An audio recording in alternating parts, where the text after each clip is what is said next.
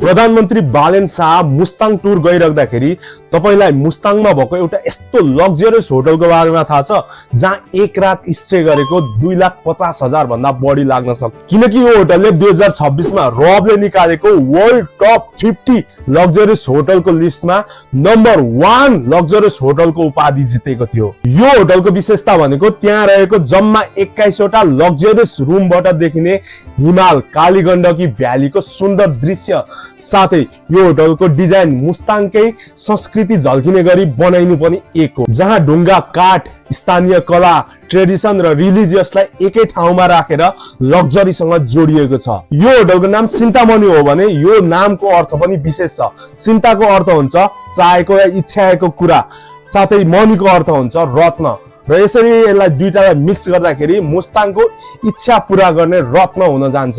यसरी हेर्दाखेरि नेपालमा लग्जरियस टुरिज्म बढाउन साथै विदेशी पर्यटकलाई आकर्षित गर्न साथै स्थानीय पर्यटन व्यवसायीहरूलाई टेवा पुर्याउनको लागि यो सिन्तामणि होटलले प्रमुख भूमिका खेल्नेवाला छ।